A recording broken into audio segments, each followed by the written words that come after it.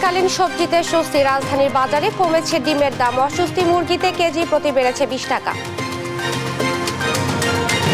মানিকগঞ্জে জুলাই বিপ্লব ঘিরে দুই ভাইয়ের মামলা বাণিজ্য। কল রেকর্ড ভাইরাল, নিরপরাধীদের অব্যাহতির আশা। ভূমি উপসচিব খান মোহাম্মদের রোষানলের শিকার নিরীহ মানুষ। মামলা হয়রানি সহ নানা অভিযোগ, বিচারের দাবি। কুষ্টিয়ার সীমান্ত দিয়ে ঢুকছে মাদক। প্রশাসনের গাফিলতিতে মূল হোতারা ধরাছোঁয়ার বাইরে। হুমকিতে যুব সমাজ। এবং দুই যুগেও চালু হয়নি ফেনীর সুইমিং পুল। অবহেলায় অকেজ যন্ত্রপাতি যেন মাদক সেবীদের অভয়ারণ্য। দ্রুত চালুর আশা জেলা প্রশাসনের। দেখছিলেন সংবাদ শিরোনাম, সঙ্গে আছি আমি ইশরাত জাহান মনি। এবারে বিস্তারিত। দেশ জুড়ে জেঁকে বসেছে শীত। রাজধানীর বাজারগুলোতে কমতে শুরু করেছে শীতকালীন সবজির দাম। 20 থেকে 30 টাকার মধ্যেই পাওয়া যাচ্ছে শীতের সবজি। এতে এক প্রকার স্বস্তি ফিরেছে জনমনে।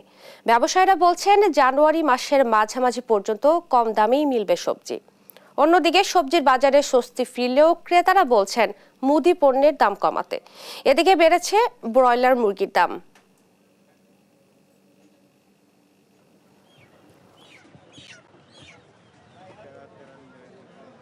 লক্ষণ আমরা দেখতে পাচ্ছি কিছুদিন আগেও। শীতকালীন সবজি মোটামুটি ভালো আমদানি, যেরকম না সিম আপনার হলো 30 থেকে 70 টাকা পর্যন্ত বিভিন্ন কোয়ালিটি। যেরকম না বেগুন আপনার হলো বিভিন্ন কোয়ালিটি আপনার হলো 40 থেকে 70 টাকা পর্যন্ত। আর হলো অন্যান্য মাল যেরকম আপনার হলো মূলা, শালগম, পেঁপে এগুলো হলো আপনার হলো এই 25 থেকে 30-35 টাকার ভিতরে। মুরগির দাম একটু বাজারে বেশি আছে, বাকি সবই দাম মোটামুটি আলহামদুলিল্লাহ ভালো, এবং বাজার করে স্বস্তি বোধ করছি আমরা এখন।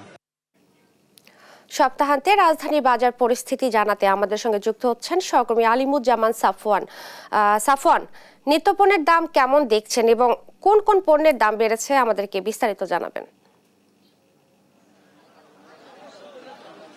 জি ধন্যবাদ আপনাকে। এই মুহূর্তে আমি রয়েছি কারণ বাজারে এবং সকাল থেকে আমরা বাজার ঘুরে যেমনটি দেখতে পেয়েছি যে শীতকালীন যে শাকসবজির দাম সেগুলো কিন্তু অনেকটাই কমেছে। যেমন কিছুদিন আগেও আমরা যেমনটি দেখেছি যে 50-60-70 টাকা বিক্রি হয়েছে যে সব সবজি, সেগুলো কিন্তু আজকে 20-25 টাকার মধ্যে কিন্তু পাওয়া যাচ্ছে। বলতে পারেন এক প্রকার স্বস্তি ফিরেছে আসলে জনমনে। এছাড়া আমরা যেমনটি দেখতে পেয়েছি যে ব্যবসায়ীরা যেটি বলছেন যে জানুয়ারি মাসের মাঝামাঝি সময় পর্যন্ত এই কম দামে সবজি পাওয়া যেতে পারে। শীতকালীন সবজির মধ্যে যে সিম রয়েছে, সিম কিন্তু 25 থেকে 30 টাকায় পাওয়া যাচ্ছে। বেগুনের কেজিও 30 থেকে 40 টাকার মধ্যে পাওয়া যাচ্ছে। এছাড়া লাউ বড় সাইজের যে লাউ রয়েছে সেগুলো 50 টাকার মধ্যে পাওয়া যাচ্ছে। এছাড়া শালগম, বাঁধাকপি এগুলো পাওয়া যাচ্ছে 30 টাকা 25 টাকা কেজিতে পাওয়া যাচ্ছে। সুতরাং বলতে পারেন যে এক প্রকার আসলে বর্তমানে স্বস্তি ফিরেছে যে নিত্যপণ্যের যে বাজার সেটিতে। কিন্তু এছাড়া আমরা বাজার ঘুরে যেমনটি দেখতে পেয়েছি যে মুরগির দাম কিন্তু বেড়েছে। সোনালী মুরগি কেজিতে 50 টাকা বেড়েছে, ব্রয়লার মুরগি বেড়েছে কেজিতে 20 টাকা। তবে এই মুহূর্তে একজন ব্যবসায়ীর সাথে শীতকালীন পণ্য নিয়ে কথা বলতে চাই। যে ভাই, আপনার বর্তমানে শীতকালীন পণ্যের দাম কিরকম রয়েছে? ইনশাল্লাহ সব মালের দামই মোটামুটি কমছে। ধরেন 1 কেজি মূল্য 20 থেকে 30 টাকা পাওয়া যায়, 1 কেজি শালগম 20 থেকে 30 টাকা পাওয়া যায়, মোটামুটি লাউ একটা 50-60 টাকা বড় লাউ পাওয়া যায়। এরকম সবই সবজির দাম মোটামুটি ইনশাল্লাহ দাম কম। বর্তমানে সব মালের ভরপুর সিজন, এখন দামও কম ইনশাল্লাহ। বাজারে পণ্যের চাহিদা কিরকম? চাহিদা এখন তো চাহিদা আছে, কিন্তু খানা এখন অনেক কম চলে। মালের আমদানি অনেক বেশি না, প্রতিদিনই মাল বাসি হয়, ঠিকা ব্যস্ত এই অবস্থা চলে। মোটামুটি সব মালের দাম ইনশাল্লাহ কমছে। কিছু কিছু জিনিসের দাম বাড়তি, যেটা মটরশুটি 180 থেকে 150 টাকা, সিমের বিচি 180 থেকে 150 টাকা কেজি। আর সামনে কি দাম আরো একটু কমতে পারবো? আরো কমবো সামনে ডিসেম্বর মাসে, তো আরো দাম কমে যাইব, কারণ সব মালের আমদানি সরবরাহ বাড়বো। তিনি যেমনটি বলছিলেন যে বাজারে কিন্তু পণ্যের যে সরবরাহ সেটি অনেকটা বেড়ে গিয়েছে এবং বাজারে একই সাথে চাহিদাও অনেকটা বেড়েছে। তবে সব মিলে যেমনটি বলা চলে যে সবজির বাজারে কিন্তু ক্রেতারা এখন স্বস্তি পেতে শুরু করেছে। তো সবাই আসলে আশাবাদী যে এই সামনের দিনগুলোতেও এই সবজির বাজার নিয়ন্ত্রণে থাকবে এবং স্বস্তিতেই থাকবে জনগণের মনে। তো এই ছিল রাজধানীর কারণ বাজার থেকে আমার কাছে থাকা সর্বশেষ ইশরাত। ধন্যবাদ আপনাকে। রাজধানীর বাজার পরিস্থিতি নিয়ে বলছিলেন সহকর্মী আলিমুজ্জামান সাফওয়ান। রাজধানীর মতো মাগুরার বাজারগুলোতেও অনেকটাই কমতে শুরু করেছে শীতকালীন শাকসবজির দাম। ক্রেতাদের মাঝে ফিরেছে স্বস্তি। আরো জানাচ্ছেন সহকর্মী জয়ন্ত জোয়ারদার। মাগুরাতে জমজমাট হয়ে উঠেছে শীতকালীন সবজির বাজার। আমি যে বাজারটিতে দাঁড়িয়ে রয়েছে এটি মাগুরার সব থেকে পুরাতন কাঁচা বাজার এবং এই বাজারটিতে কিন্তু শীতকালীন সবজি বেচা কেনা হয়ে থাকে। তবে এবছর মাগুরাতে শীতকালীন সবজির উৎপাদন বৃদ্ধি হয়েছে এবং সরবরাহ বৃদ্ধি হয়েছে, যে কারণে কিন্তু সবজির দাম অনেকটা কমে এসেছে। আমি খুচরা এবং পাইকারি ব্যবসায়ীদের সাথে কথা বলেছিলাম, তারা যেটা বলছিলেন যে মাগুরাতে নতুন আলু বিক্রি হচ্ছে 40 টাকা থেকে 45 টাকা এবং পালং শাক বিক্রি হচ্ছে কিন্তু 8 টাকা থেকে 10 টাকা এবং এবং ফুলকপি বিক্রি হচ্ছে কিন্তু 5 টাকা থেকে 10 টাকা কেজি দরে কিন্তু ফুলকপি বিক্রি হচ্ছে এবং পাতাকপি বিক্রি হচ্ছে 5 টাকা থেকে 10 টাকা কেজি দরে কিন্তু বিক্রি হচ্ছে। তবে সব সবজিরই কিন্তু অনেকটা দাম কমে এসেছে, এ কারণে কিন্তু কৃষকরা লোকসানের মুখে পড়েছে, ব্যবসায়ীরাও কিন্তু লোকসানের মুখে পড়েছে। তারা বলছিলেন যে সবজির দাম কম থাকায় কিন্তু ব্যবসায় তেমন একটা লাভ হচ্ছে না, এমনটাই বলছিলেন সাধারণ ব্যবসায়ীরা। তবে কৃষকরাও বলেছেন চরম বিপাকে, কৃষকরা বলছিলেন যে সবজির উৎপাদন বৃদ্ধি পেয়েছে এবং যে কারণে কিন্তু সরবরাহ অনেক বেশি পেয়েছে এবং উৎপাদন বেশি হওয়ার কারণে কিন্তু সবজির দামটা কিন্তু অনেকটা কম রয়েছে। এক্ষেত্রে কিন্তু সাধারণ ক্রেতারা একটু স্বস্তির নিঃশ্বাস ফেলছে এবং তারা কিন্তু শীতকালীন যে সবজি রয়েছে সে সবজি কিন্তু স্বাচ্ছন্দ্যই এবং কেনাকাটা করছেন। তবে কৃষি বিভাগের পক্ষ থেকে কিন্তু মাগুরাতে কিন্তু প্রতিনিয়ত বাজার মনিটরিং করছেন এবং ভোক্তা অধিকারের পক্ষ থেকেও কিন্তু বাজার মনিটরিং করছেন, বাজার নিয়ন্ত্রণ রাখার চেষ্টা করছেন। আমি ভোক্তা অধিকারের যে পরিচালক রয়েছে মামুনুল রশিদ, আমি তার সাথে কথা বলেছিলাম। তিনি যেটা বলছিলেন যে মাগুরাতে কিন্তু প্রচুর পরিমাণে সবজির আবাদ হয় এবং বাজার দরও কিন্তু সহনীয় পর্যায়ে রয়েছে এবং সাধারণ ক্রেতারা কিন্তু সবজি কিনে স্বস্তির কথা জানাচ্ছিলেন। এমনটাই ছিল মাগুরার সর্বশেষ শীতকালীন সবজির বাজারের খবর। ধন্যবাদ আপনাকে। দেশের সবচেয়ে স্পর্শকাতর স্থান সচিবালয়, সেই সচিবালয়ে আগুনের ঘটনায় জনমনে দেখা দিয়েছে প্রশ্ন। সুরক্ষিত ভবনে মধ্যরাতে আগুন এবং দীর্ঘ সময় জ্বলতে থাকাকে নাশকতা বলেই মনে করছেন অনেকে। তবে নাশকতা নাকি নিছক দুর্ঘটনা তা তদন্তে বেরিয়ে আসবে বলে জানিয়েছেন উপদেষ্টারা। আর নাশকতা হলে জড়িতদের ছাড় না দেওয়ার হুঁশিয়ারি দিয়েছেন তারা। আরো জানাচ্ছেন জান্নাতুল মোহনা। বুধবার মধ্যরাতে সচিবালয়ে হঠাৎই আগুন লাগে। ৭ নম্বর ভবনের ৬ তলায় লাগা আগুন ছড়িয়ে পড়ে ভবনে। খবর পেয়ে কাজ শুরু করে ফায়ার সার্ভিসের সচিবালয় ইউনিট। একে একে যোগ দেয় ১৯টি ইউনিট। ৬ ঘন্টার চেষ্টায় আগুন নিয়ন্ত্রণে আসে। ফায়ার সার্ভিসের প্রাথমিক ধারণা, কক্ষ ডেকোরেশনের দাহ্য সরঞ্জাম ও বৈদ্যুতিক শর্ট সার্কিট থেকে আগুনের সূত্রপাত। ভবনটির ৬, ৭ ও ৮ তলা বেশি ক্ষতিগ্রস্ত হয়েছে। এতে অর্থ, স্থানীয় সরকার, সড়ক পরিবহন ও সেতু মন্ত্রণালয় সহ কয়েকটি মন্ত্রণালয়ের গুরুত্বপূর্ণ নথি, আসবাব পুড়ে যায়। তা মোটামুটি অনেক কিছুই পড়ছে, সম্ভবত যেরকম দেখলাম কালো ধোয়া টোয়া প্লাস 4 তলা বন্ধ, গ্লাস টেলাস ভাঙা, যে পানি টানি দিছে। কোনা সার্কিট হলে তো সব জায়গায় বিদ্যুৎ এক জায়গায় শক্তি প্রয়োগ করার কথা, সেই জায়গায় 3টা পৃথক জায়গায় একসাথে আগুন লাগলো। আগুন নেভাতে পানির সংযোগ দিতে রাস্তা পারাপারের সময় ট্রাক চাপায় প্রাণ হারান ফায়ার সার্ভিসের এক সদস্য। ভেতরে নানা প্রতিবন্ধকতার কথাও জানায় ফায়ার সার্ভিস। ফায়ার ফাইটার যিনি মারা গেছেন ওর নাম মোহাম্মদ সোহানুজ্জামান নয়ন। সে আমাদের তেজগাঁওয়ে স্পেশাল টিমের সদস্য ছিল। এখানে গাড়ি প্রবেশে কিছু সীমাবদ্ধতা আছে, বিশেষ করে বড় গাড়িগুলি ঢুকানো কঠিন ছিল, বাট আমরা আমাদের বড় যে লেডার যেগুলি আছে, এপিএল যেগুলিকে বলি, সেগুলিকে এখানে সামনের গেট ভেঙে আমরা 2টা গাড়ি ঢুকিয়েছি এবং বর্তমানে আমরা আগুনকে কন্ট্রোলে নিয়ে এসেছি। 6, 7, 8, 9 এই 4টা তলায় আগুন ধরেছে এবং বর্তমানে আমরা আশা করছি আর ঘণ্টাখানিকের মধ্যে অগ্নি নির্বাপন সম্পূর্ণ শেষ হবে বলে আমরা বিশ্বাস করি। বর্তমানে আমাদের ফায়ার ফাইটাররা দালানের ভিতরে কাজ করছে। রাষ্ট্রের এমন গুরুত্বপূর্ণ ভবনে আগুনের ঘটনায় প্রশ্ন তুলছে সাধারণ মানুষ। কিন্তু এটার বিচার আমি পর্যাপ্ত চাই। উচ্চপদস্থ যারাই আছেন শস্যের মধ্যে যে ভূত না থাকে। তাহলে এখানে আগুনটা ধরাইলো কেনা? আগুনটা কি ওই আল্লাহর ফেরেশতারা এসে ধরাইছে নাকি জিনে? এত গুরুত্বপূর্ণ একটা জায়গা, এত নিরাপত্তার জায়গা, এই জায়গায় আমরা সাধারণ মানুষ তো দূরের কথা, জার্নালিস্টরাও ঢুকতে পারে না। সেই জায়গায় আগুন লাগলো এমন কয়েকটা কক্ষে, যেখানে কিনা আমার আসিফ ভাই আছে, নাহিদ ভাই আছে, যারা কিনা দুর্নীতির একটা আখড়াকে উদ্ঘাটন করতে যাচ্ছে। সেই জায়গাটায় পরিকল্পিতভাবে আগুন না লাগলে এইভাবে হুট করে আগুন লাগবে, এটা কেমন একটা অদ্ভুত একটা ঘটনা। এ আগুন নাশকতা হলে জড়িত কাউকে ছাড় না দেওয়ার হুঁশিয়ারি দিয়েছেন স্থানীয় সরকার উপদেষ্টা আসিফ মাহমুদ সজীব ভুইয়া। বিগত সরকারের দুর্নীতি, লুটপাটের নানা তথ্য প্রমাণ মন্ত্রণালয়ে ছিল বলে সামাজিক যোগাযোগ মাধ্যম ফেসবুক স্ট্যাটাস দিয়ে জানান তিনি। ঘটনাস্থল পরিদর্শন করেছেন স্বরাষ্ট্র উপদেষ্টা সহ অন্য উপদেষ্টা। তারা বলছেন এই আগুন দুর্ঘটনা নাকি নাশকতা তা তদন্তে বের হয়ে আসবে। এটা ইনভেস্টিগেশনের আগে আমি তো বলতে পারবো না, ইনভেস্টিগেশনের পরে আপনাদের আমরা জানাবো। অফিস এবং অনেক ক্ষয়ক্ষতি হয়েছে।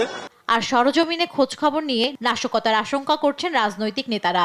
যেভাবে আসলে আগুন লেগেছে তাতে বা আগুনের যে ধরন তাতে আমাদের কাছে মনে হচ্ছে যে স্বাভাবিক ঘটনা না, এর পেছনে ষড়যন্ত্র থাকতে পারে। ঘটনা তদন্তে মন্ত্রিপরিষদ বিভাগের অতিরিক্ত সচিব খালেদ রহিমকে প্রধান করে 7 সদস্যের উচ্চ ক্ষমতা সম্পন্ন কমিটি গঠন করা হয়েছে। কমিটিকে 7 কর্মদিবসের মধ্যে প্রতিবেদন দিতে বলেছে মন্ত্রিপরিষদ বিভাগ। এছাড়া ক্ষয়ক্ষতি নিরূপণে আলাদা কমিটি করেছে সংশ্লিষ্ট মন্ত্রণালয়। আগুন নিভলেও রয়ে গেছে ক্ষতচিহ্ন। প্রশাসনের সবচেয়ে গুরুত্বপূর্ণ জায়গা সচিবালয়ে এ ধরনের ভয়াবহ অগ্নিকাণ্ডের ঘটনায় হতবাক কর্মচারীরা। সুষ্ঠু তদন্তের দাবি জানিয়ে এমন ঘটনার পুনরাবৃত্তি যেন না ঘটে এমনটাই চাওয়া তাদের। জান্নাতুল মোহনা, দেশ টিভি, ঢাকা।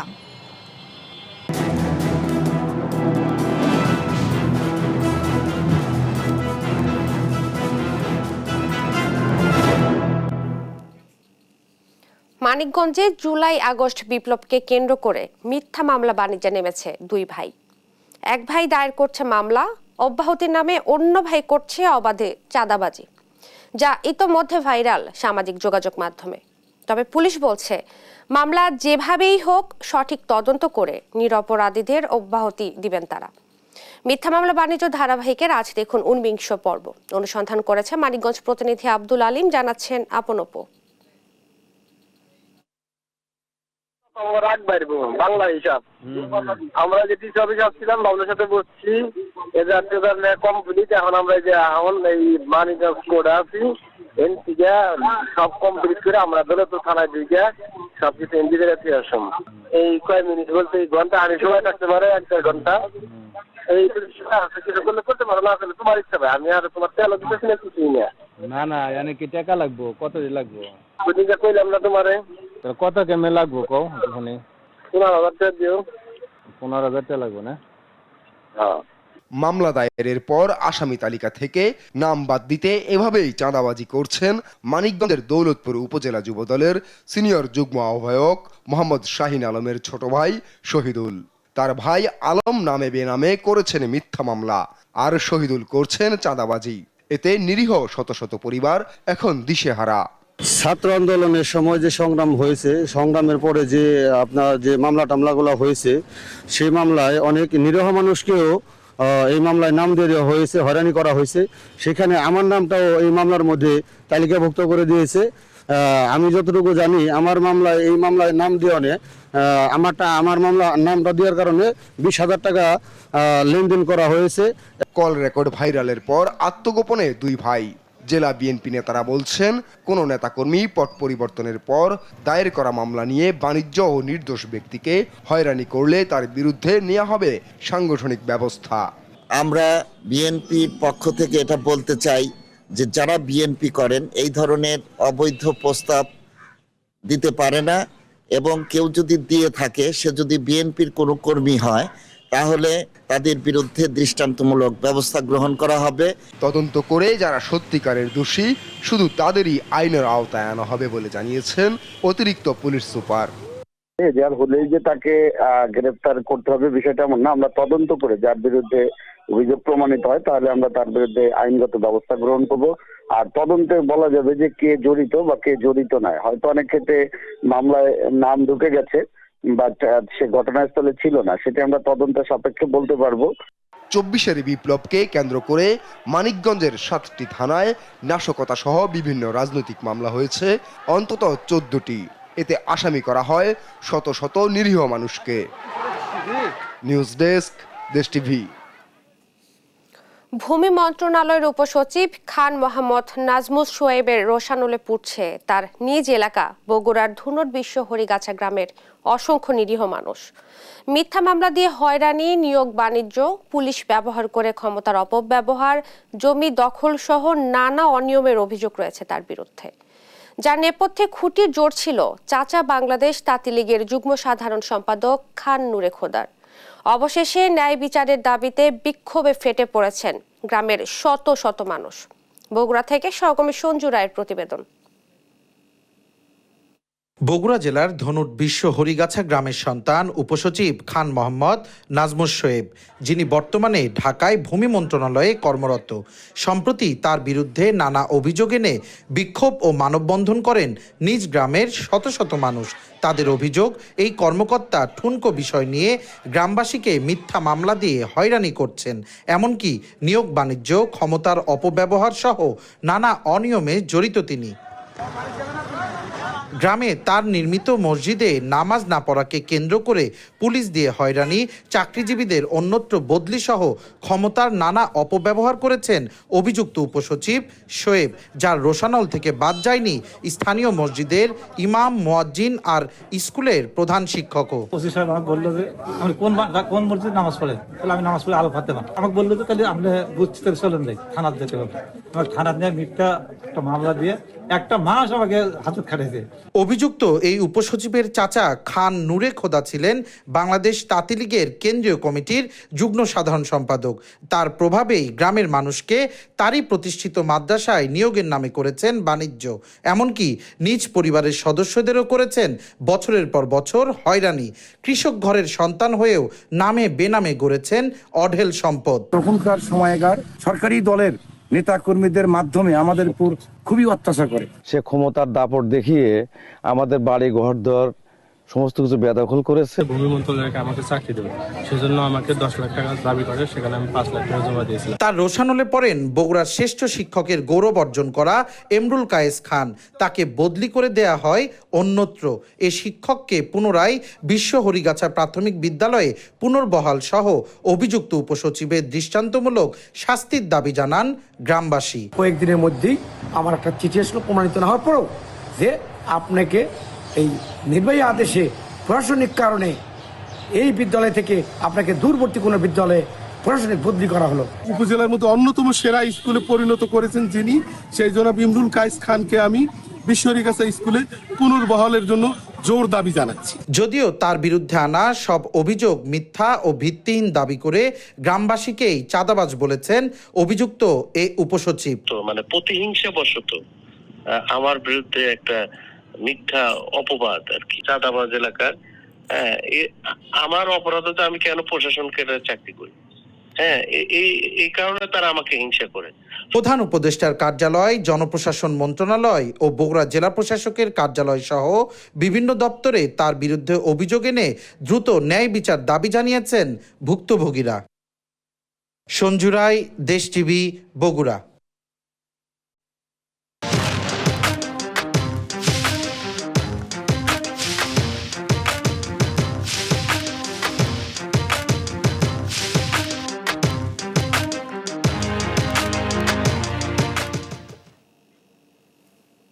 দেশের আইন অঙ্গনের আলোচিত বছর কেটেছে 2024 সাল। আদালতের কোটা ব্যবস্থা পুনর্বহালের এক রায় বদলে দেয় দেশের রাজনীতির দৃশ্যপট। রায়ে ছাত্র সমাজের ক্ষোভের আগুনে তছনছ হয় স্বৈরাচার হাসিনার 15.5 বছরের ক্ষমতার মসনদ। এরপর 5 আগস্ট পরবর্তীতে দেশের পলাতক প্রধানমন্ত্রী হাসিনার বিচার কার্যক্রম প্রক্রিয়া আইন অঙ্গনের আলোচিত ঘটনাগুলোর একটি। এছাড়া তত্ত্বাবধায়ক সরকার ব্যবস্থা পুনঃপ্রবর্তন, রাজবন্দী সাবেক প্রধানমন্ত্রী খালেদা জিয়ার মুক্তি ও স্বৈরাচারের মন্ত্রী এমপিদের বিচার প্রক্রিয়া শুরুর ঘটনা বছর জুড়ে আলোচিত। 2024 সালের আইন অঙ্গনের হালচাল তুলে ধরছেন সাবরিনা মজুমদার। বিচার বিভাগের জন্য আলোচিত বছর কেটেছে 2024 সাল। চাঞ্চল্যকর মামলার রায়ের জন্য সাক্ষী হয়ে থাকবে বছরটি। শুরুটা হয় বছরের মাঝামাঝি সময়ে বিতর্কিত এক কোটা রায়ের মধ্য দিয়ে। 2018 সালের রায় বাতিলের দাবিতে বছরের মাঝামাঝিতে শিক্ষার্থীদের আন্দোলনে উত্তাপ ছড়ায় ক্ষমতার মসনদ পর্যন্ত। শিক্ষার্থীদের আন্দোলনের কাছে মাথা নোয়াতে হয় হাসিনা সরকার আমলের বিচারপতিদের। কোটা নয়, মেধার ভিত্তিতে 93% নিয়োগের রায় আসে দেশের সর্বোচ্চ আদালত থেকে। মেধাতে হবে 93 ভাগ, 5 ভাগ হবে মুক্তিযোদ্ধা, ক্ষুদ্র নৃতাত্ত্বিক জনগোষ্ঠী তাদের হচ্ছে 1 ভাগ, আর প্রতিবন্ধী এবং তৃতীয় লিঙ্গীয় ওদের জন্য হচ্ছে 1 ভাগ। এই টোটাল 100 ভাগ এভাবে। ছাত্র জনতার গণ অভ্যুত্থানে হাসিনা পালালে সর্বোচ্চ আদালত থেকে শুরু হয় সংস্কার। পদত্যাগে বাধ্য হন হাসিনা আমলের প্রধান বিচারপতি সহ আপিল বিভাগের আরও 5 বিচারপতি। সুপ্রিম কোর্টের ইতিহাসে প্রথমবারের মতো হাইকোর্ট বিভাগ থেকে সরাসরি নিয়োগ পান নতুন প্রধান বিচারপতি। সর্বোচ্চ আদালতের আরেকটি আলোচিত ঘটনা সংসদ সদস্যদের হাতে থাকা বিচারপতি অপসারণের ক্ষমতা রায়ের মাধ্যমে সুপ্রিম জুডিশিয়াল কাউন্সিলকে ফিরিয়ে দেয়া। আওয়ামী সরকারের আমলে আনা সংবিধানের 16 সংশোধনী 21 অক্টোবর চূড়ান্তভাবে অবৈধ ও বাতিল করেন high court. That judgement was inoperative. এখানে কোনো অ্যাম্বিগুইটি নাই। ওই জাজমেন্টে বলেছে যে 16 অ্যামেন্ডমেন্ট বাতিল, তার মানে 15 অ্যামেন্ডমেন্টে যে সুপ্রিম জুডিশিয়াল কাউন্সিলের বিধান ছিল ওটা রেস্টোর হয়ে গেল। বছরের আরেক আলোচিত বিষয়, চায়ের নিমন্ত্রণ দিয়ে 12 বিচারপতিকে ছুটিতে পাঠান প্রধান বিচারপতি সৈয়দ রেফাত আহমেদ। উচ্চ আদালতে দুর্নীতি ও ফ্যাসিস্ট সরকারের হয়ে দিনের পর দিন বিচার বহির্ভূত রায় দেওয়ার অভিযোগে এই সিদ্ধান্ত নেওয়া হয়। জুলাই আগস্ট গণহত্যায় সম্পৃক্ত তৎকালীন প্রধানমন্ত্রী শেখ হাসিনা ও তার মন্ত্রীদের আন্তর্জাতিক অপরাধ ট্রাইব্যুনালে প্রথম অভিযোগও জমা পড়ে উচ্চ আদালতে। একই বছরের শেষ সময়ে এসে 2004 সালের 21শে আগস্ট গ্রেনেড হামলা মামলায় যাবজ্জীবন কারাদণ্ডপ্রাপ্ত বিএনপির ভারপ্রাপ্ত চেয়ারম্যান তারেক রহমান ও মৃত্যুদণ্ডপ্রাপ্ত সাবেক স্বরাষ্ট্রমন্ত্রী লুৎফুজ্জামান বাবর সহ খালাস দেয়া হয় সব আসামিকে।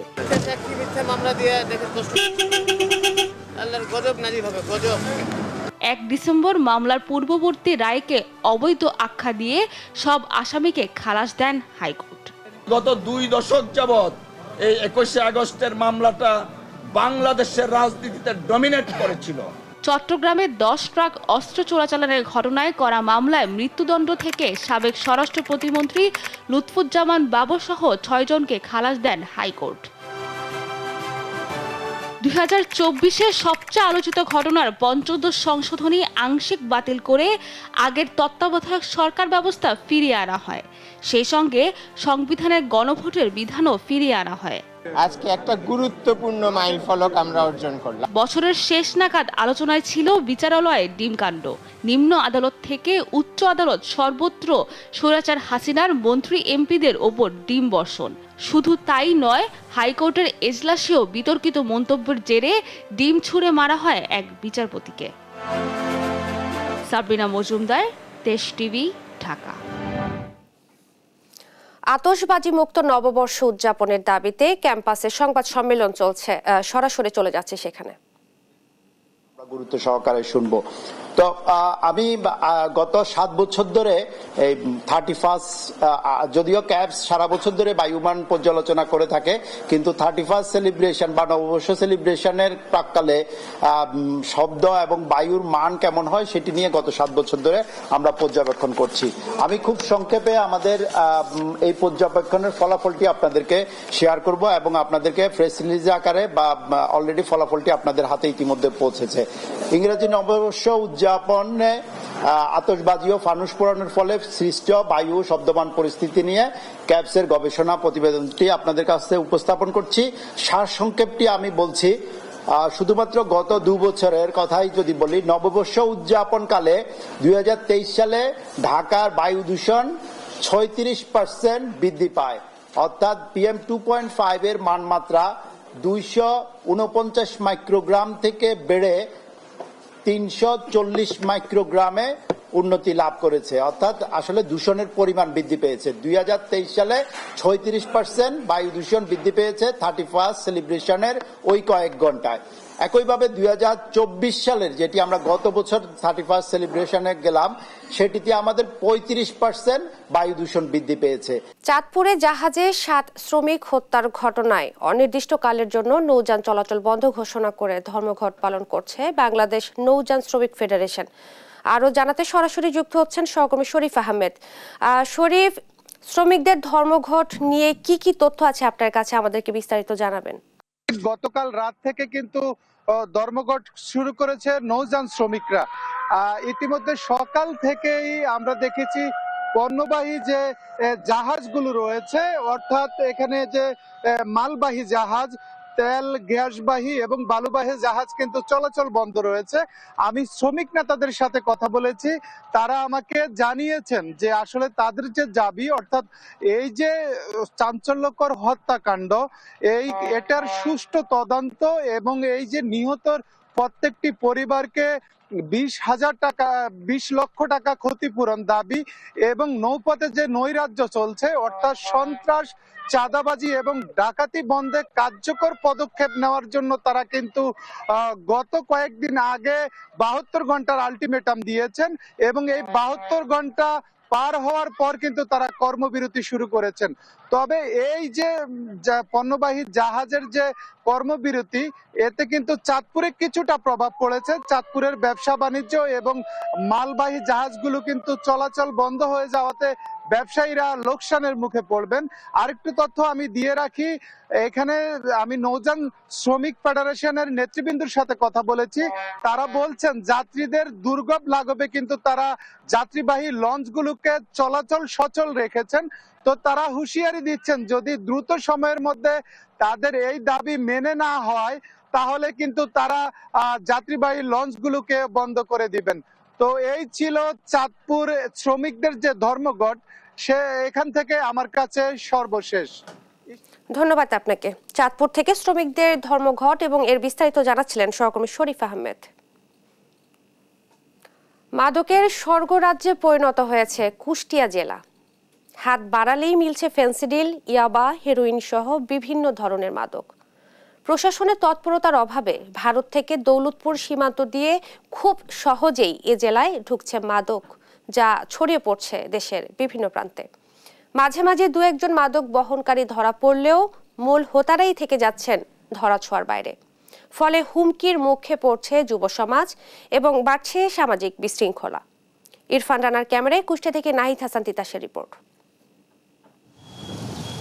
সীমান্তবর্তী উপজেলা কুষ্টিয়ার দৌলতপুর। এই উপজেলায় 46 কিলোমিটার এলাকা জুড়ে রয়েছে ভারতের সীমান্ত, যার মধ্যে 18 কিলোমিটার কাঁটাতারের বেড়া থাকলেও বাকি 28 কিলোমিটারই রয়েছে অরক্ষিত অবস্থায় উন্মুক্ত। আর এই উন্মুক্ত সীমান্ত দিয়ে প্রতিদিনই ভারত থেকে দেশে ঢুকছে ফেন্সিডিল, ইয়াবা, হেরোইন, গাঁজা সহ কোটি কোটি টাকার মাদক, যা বিভিন্ন মাধ্যমে ছড়িয়ে পড়ছে জেলা সহ দেশের বিভিন্ন প্রান্তে। রাত্রে অনেক হাজার হাজার মাল আসে, এটা আমরা আনি, আমাদেরকে কিছু টাকা দেয়, 5,000 7,000 টাকা দেয়, এটা আমরা আইনি মহাজনকে আমরা পুষাই দিই। তারকাটা ব্যতীত অনেক বর্ডার ফাঁকা আছে। রাতের বেলায় এটা রাত 10টার পরে হয়তো হয়, প্লাস আপনার 1টা 2টা বা ভোর 4টার মধ্যে কাজ হয়। বাংলাদেশের বিভিন্ন জেলায় এখান থেকে সাপ্লাই হয়। বর্তমানে আমাদের এখানে বলতে গেলে গাঁজা, ফেন্সিডিল এটাই বেশি। প্রশাসনের অভিযানে মাঝে মধ্যে মাদক সহ দু একজন মাদক বহনকারী ধরা পড়লেও মূল হোতারা থেকেই যাচ্ছেন ধরাছোঁয়ার বাইরে। ফলে হুমকির মুখে পড়ছে যুব সমাজ। স্থানীয়রা বলছেন প্রশাসনের তৎপরতার অভাবেই বেড়েছে মাদকের ভয়াবহতা।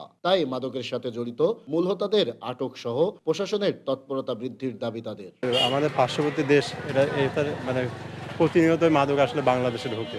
শহরে এবং শহরতলি বিভিন্ন জায়গায় সুইপার কলোনি আছে, সেসব তো ওপেন, একেবারে মাদকের হাট। কুষ্টিয়ার একটা ওদের রুট আর কি মাদকের, এবং সেই রুট দিয়ে প্রতিনিয়ত কিন্তু মাদক আসছে এখানে। কিন্তু সেখানে দেখা যাচ্ছে যে 2-4 জন হয়তো মাদকের ক্যারিয়ার ধরা পড়তেছে, কিন্তু মূল হোতা যারা সেগুলো ধরাছোঁয়ার বাইরে থেকে যাচ্ছে। আইন শৃঙ্খলা বাহিনী নিষ্ক্রিয় হতে শুধুমাত্র বিজিবির উপরে নির্ভর করে এটাকে কোনোভাবে নিয়ন্ত্রণ করা সম্ভব নয়। আর এ বিষয়ে কথা বলতে রাজি নয় পুলিশ। তবে জেলা প্রশাসক বলছে মাদক নিয়ন্ত্রণে কাজ করছেন তারা।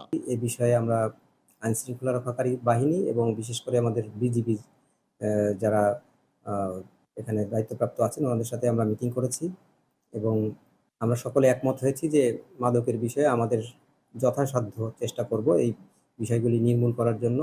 ভারত থেকে দৌলতপুর সীমান্ত দিয়ে প্রতিদিনই দেশে ঢুকছে কোটি কোটি টাকার মাদক, যার সামান্য কিছু অংশ প্রশাসনের হাতে ধরা পড়লেও বেশিরভাগই ছড়িয়ে পড়ছে দেশের বিভিন্ন প্রান্তে। ফলে বাড়ছে মাদকের ভয়াবহতা, এমনটি মনে করেন সচেতন নাগরিকরা। নাহিদ হাসান তিতাস, দেশ টিভি, কুষ্টিয়া। 2 যুগেও চালু হয়নি ফেনীর মরহুম মাহবুব উল হক পেয়ারা সুইমিং পুল। অযত্ন, অবহেলায় ও রক্ষণাবেক্ষণের অভাবে অকেজো হয়ে পড়েছে পুলের যন্ত্রপাতি। রাতের বেলায় বসে মাদক সেবীদের আড্ডা। কর্তৃপক্ষকে জানানো হলেও প্রতিকার না পাওয়ার অভিযোগ স্থানীয়দের। আর মেরামত করতে দ্রুত উদ্যোগ নেওয়ার কথা জানান জেলা প্রশাসক। তোফায়েল আহমেদ নিলয়ের রিপোর্ট, জানাচ্ছেন তারেক মাহমুদ সুজন। ফেনীর মাহবুবুল হক পেয়ারা সুইমিং পুল সাঁতারু সৃষ্টির লক্ষ্যে 2000 সালে শহরের দাউদপুর এলাকায় নির্মাণ করা হয় এটি। 3 একর জায়গা জুড়ে প্রায় 3.5 কোটি টাকা খরচে নির্মিত পুলটি 2 যুগেও চালু হয়নি। এ নিয়ে ক্ষোভ জানান ক্রীড়া সংগঠক সহ স্থানীয়রা। সাঁতার শেখার যে একটা অপরচুনিটি ছিল ওইটা আমরা আসলে কাজে লাগাতে পারছি, এর জন্য দুর্ভাগ্য। স্থাপনাটি বন্ধ এবং অরক্ষিত থাকায় সন্ধ্যার পর বসে মাদক সেবীদের আড্ডা। সুইমিং পুলটি চালুর পাশাপাশি বিনোদনের জন্য শিশু পার্ক স্থাপনের দাবি স্থানীয়দের। পুরো ফেনী জেলাতে এত বড় সুইমিং পুল আর কোনো জায়গায় নাই, একটাই আছে। এখন যদি এটা চালু হয় অনেকজন হয়তো বা এটার ফিল নিতে পারবে, আবার যারা সাঁতার পারে না সাঁতার শিখতে পারবে, এটা ঘুরতে আসতে পারবে, অনেক কিছু করতে পারবে। প্রজেক্ট যেহেতু হয়ে রয়েছে, কিছু হচ্ছে না। এখন আমরা চাই যে এই সুইমিং পুলটা ঠিক করে আগের মতো সুন্দর করে আবার তৈরি করা হোক। 19 সালে যখন সাঁতার প্রতিযোগিতা হয়েছে, এটা নৌবাহিনীর আন্ডারে একটা সাঁতার প্রতিযোগিতা হয়েছিল। তখন এটা হওয়ার পরে আমাদের এলাকার 2 জন নৌবাহিনীতে চান্স পাইছে। এই এলাকার এরকম যদি প্রতি বছর এখানে কিছু একটা হয়, আমাদের এলাকার মানুষ অনেক সুযোগ সুবিধা পাবে। ব্যবহার ও রক্ষণাবেক্ষণের অভাবে খোয়া গেছে পানির মোটর সহ বিভিন্ন যন্ত্রপাতি। ফাটল দেখা দিয়েছে দেয়ালে, খসে পড়ছে পলেস্তরা। তালা ভাঙি গেছে, রড কাটি গেছে, 2 তালা দিয়ে গলে আর মোটর টোটর সব লয়ে গেছে। পুলটি ব্যবহার উপযোগী করতে উদ্যোগ নেওয়ার আশ্বাস জেলা প্রশাসকের। সুইমিং পুলটি যত দ্রুত সম্ভব চালু করে সর্বসাধারণের জন্য ব্যবহার উপযোগী করা।